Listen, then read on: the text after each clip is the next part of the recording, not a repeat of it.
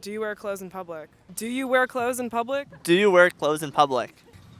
I would say so, yeah. Yes. I am right now, yes. Yes. Yes. Regrettably. Sometimes. Sometimes you don't? When I'm at the beach, I wear I've been naked before. Really? Yo, Wait, don't. okay, yes, I wear clothes every day. Do you guys think people should wear clothes in public? Yeah, it probably would make people uncomfortable if people were just walking around with no clothes. But why? Yeah, why do you think? Yeah, exactly. The voters in San Diego were given an interesting chance to say yes or no on a question of public policy. Should naked bathing be allowed on a public beach? If you want to be nude, then that's fine, as long as you don't force me to look at it. It's necessary for me to be able to have my body completely exposed and naked. Modesty is not covering up your body because it's bad. It's because it's so good. It is not my place as a man to lecture a woman. Specifically regulates the female body in a way that it does not regulate the male body. To a certain extent, obviously dress code is needed because we can't have people going to school naked, but I think dress codes are a little bit strict. So if I get dress coded today, it'll only be because of my shoulders. Yeah, so I got dress coded. None of us want to be showing cleavage. No, I don't suspect any Christian woman of wishing to do that, but it happens sometimes. I was raised Catholic. There's nothing shameful or sinful or immodest about the unclothed human body. So that's all just bullshit that society's taught us, that we have to look a certain way to be whatever, and it's nonsense. Do you think people should wear clothes in public? Yes. Why?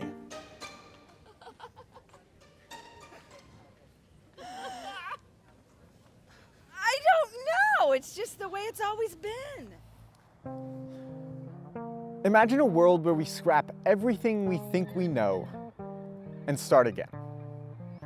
On this show, we'll take simple questions that people don't tend to think about, like, should people wear clothes? And logically argue different sides of the debate. At the end, it's up to you to decide what makes the most sense and perhaps do something about it. Don't be blinded by what's common. Welcome to Unquestioned.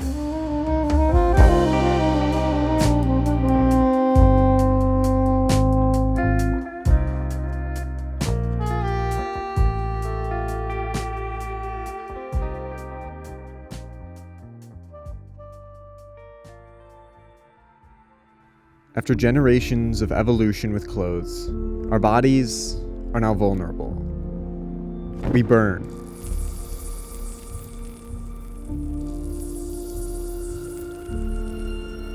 We freeze.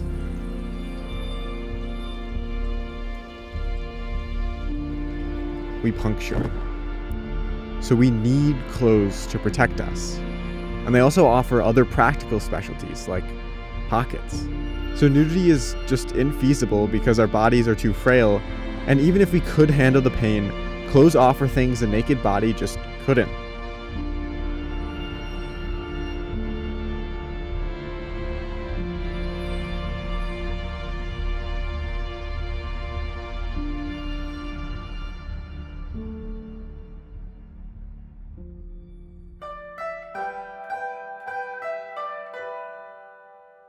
Naturally, humans are nude.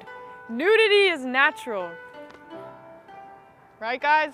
Naturally, we, like any other animal, do not wear clothes, but there's this interpretation of the natural human body that is to be sexual. Nobody's wearing clothes when they're born. If you look at kids growing up, the younger they are, the harder it is to put clothes on them. But to keep them in clothes, it's something that's instructed very early on. I'm an animation major, so we do figure drawings, we do draw nude models, and a lot of times people are like, that's kind of weird, but not really. It's a human body, so. Females especially are looked at under a microscope for what they wear, and sometimes it doesn't always have to be sexual, but people make it sexual. Now, for me being nude, especially, in the wilderness and everything like that, it's almost a religious experience. You realize very quickly how much a part of nature you really are. And so if clothes were eliminated in total, I think that we would be sexualized a lot less and feel much more free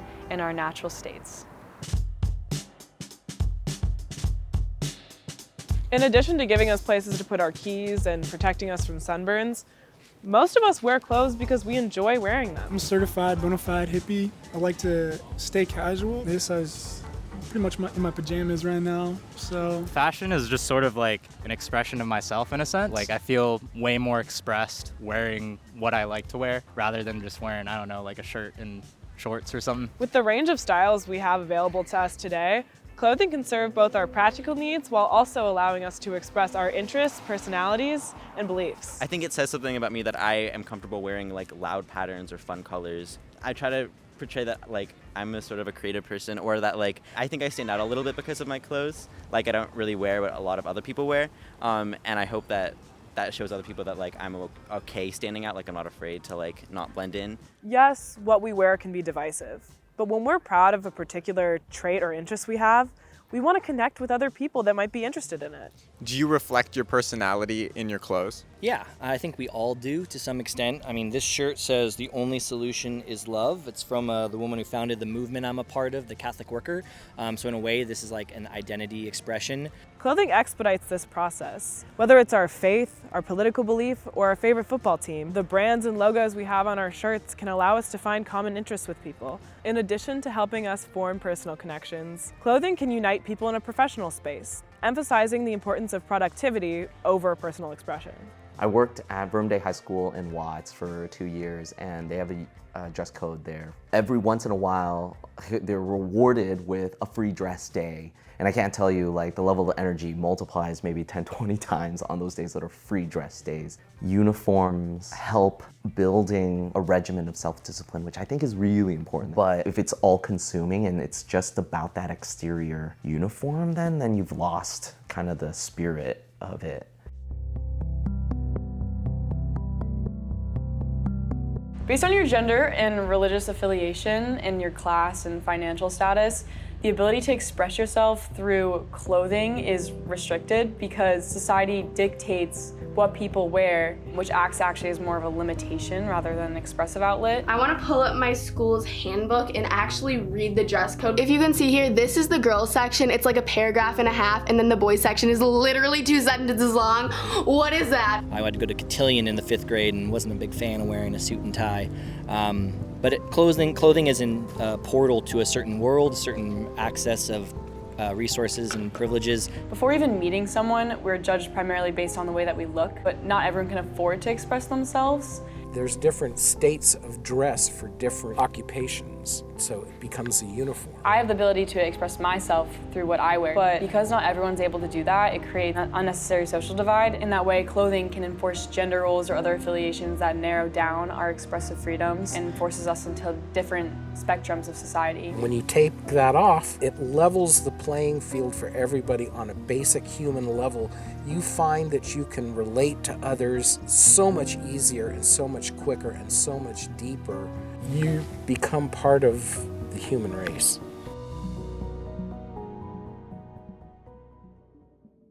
The First Amendment of the United States Constitution gives Americans the right to express themselves in varying ways. Why doesn't America's freedom apply to freedom to choose nudity? If we really value nonconformity, like my guy JFK says, conformity is the jailer of freedom and the enemy of hope. There shouldn't be all these laws forcing people to wear clothes. However, as it stands, they exist. Generally, there's laws against it, that you can't be nude in public. In Arkansas, you can't talk about nudity and nudism, much less embrace it. The U.S. outlaws nudity in public places. In fact, nudity on your own property isn't allowed if people can see you.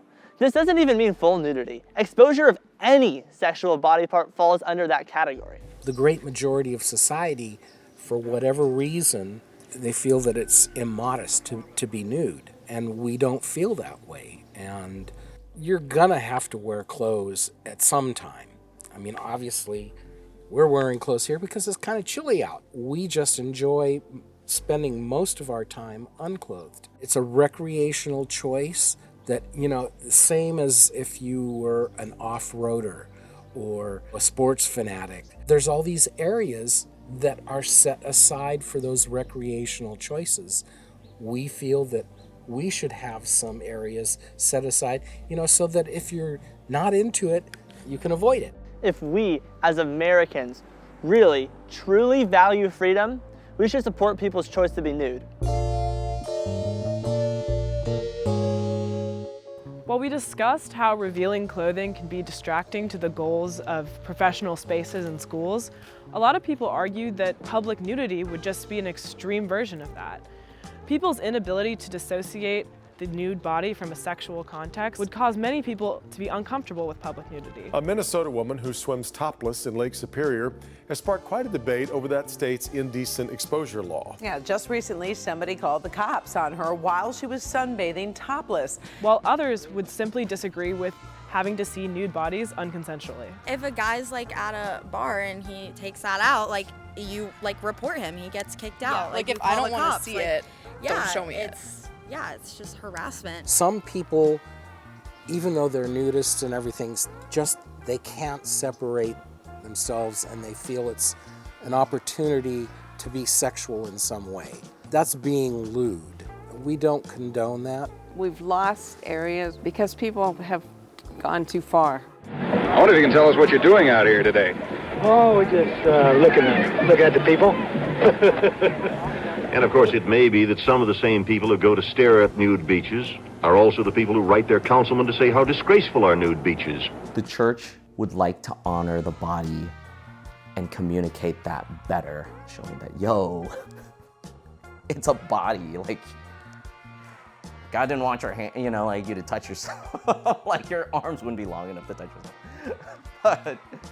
But others will disagree. It's not like you can do whatever you want, whenever you want, right? Like, we know we can't just run around and, have sex with anybody we want to.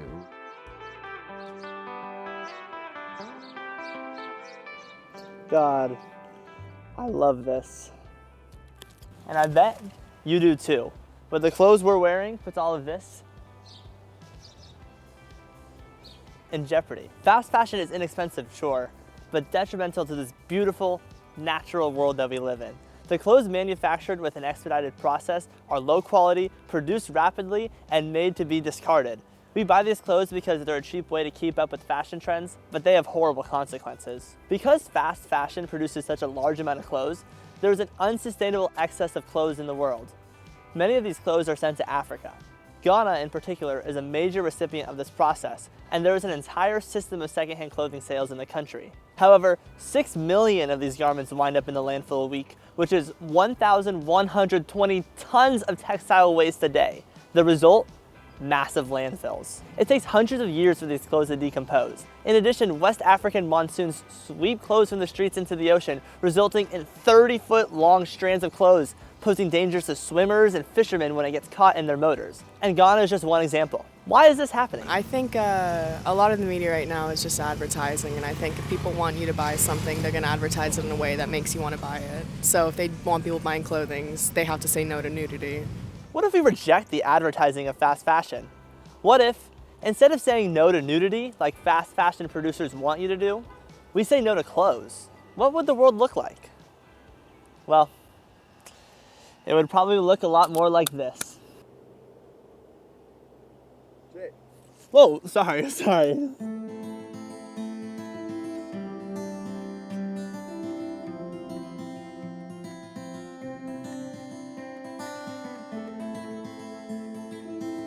So how can viewers practice nudism? Start at home.